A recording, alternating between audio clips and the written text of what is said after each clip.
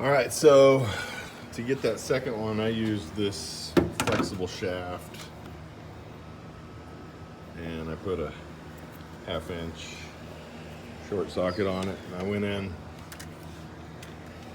kind of upside down. I ended up using my right hand back in there, which I'm holding my camera now, but I had to go like that to hold it onto the right spot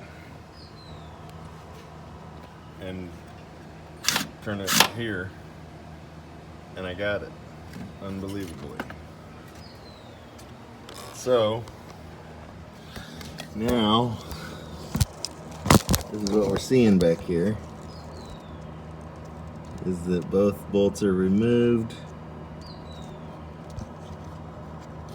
It's really hard to get my camera up around there,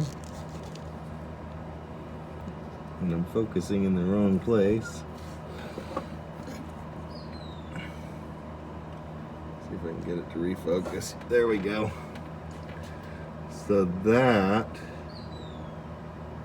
is where the old one was, and the new one's gonna go. And so now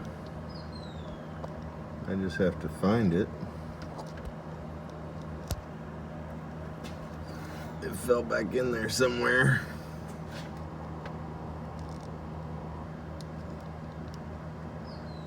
And unhook it.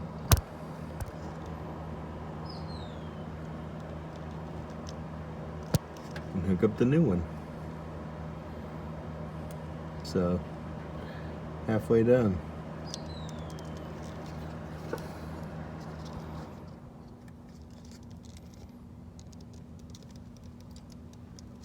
This job is very hard. I saw some videos online, and one of them was not so great, but it made more sense after I tried once. One of them was better, really helped me get things out of the way, but as far as what tools to use to get in there, that was really tough. And as I search the web, it seems like a lot of people having this issue with their Dodge, actually with their Jeep. One person called it just empty every pocket.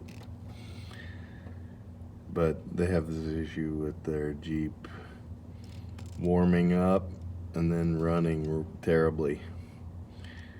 And as I researched around through forums and stuff, it wasn't on YouTube so much, but you know, I could find things that said how to fix it, but I didn't really find things that said what the symptom was.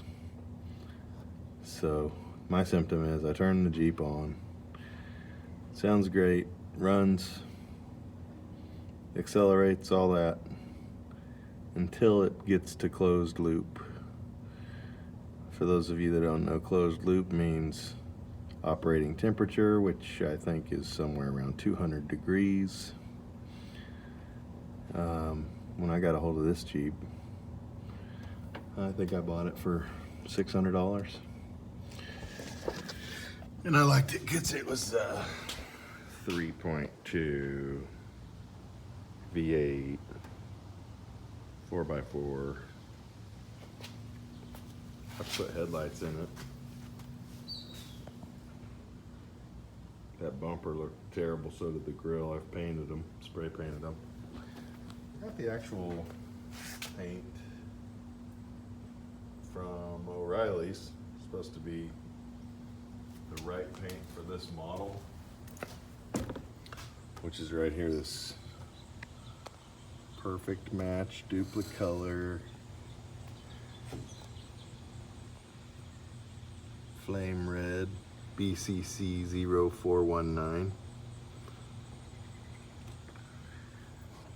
But boy, if you use that, be sure to shake the can up good, because look here where I had the mirrors all taped off, and see how creamy and weird it turned? And it did that on my bumper at first too.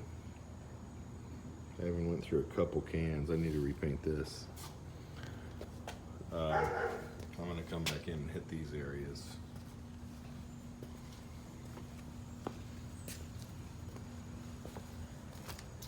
And back here, that was all rust, so I did black Rust-Oleum.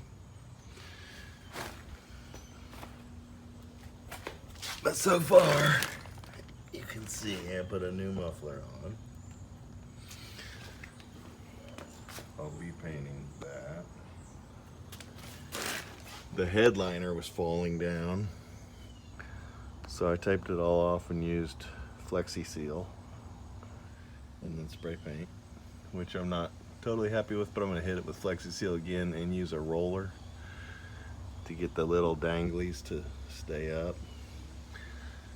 At least it's not dropping fiberglass on us anymore.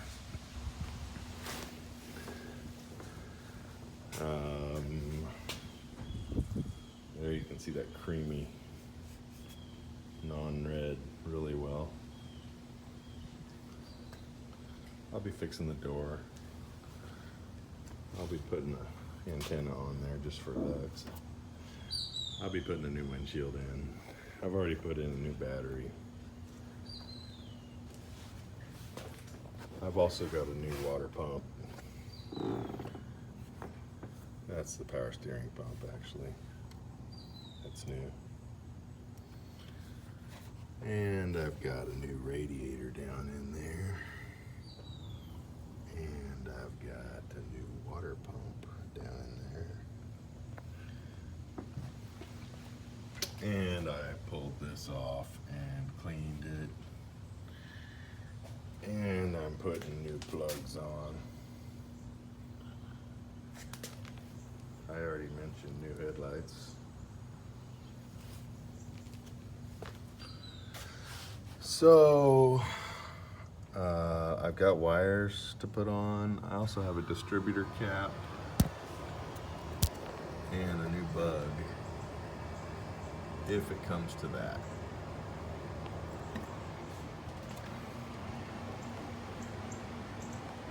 So,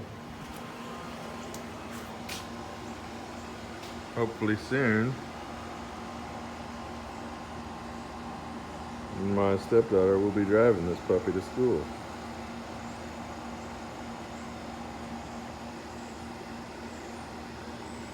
Let me know in the comments what you think.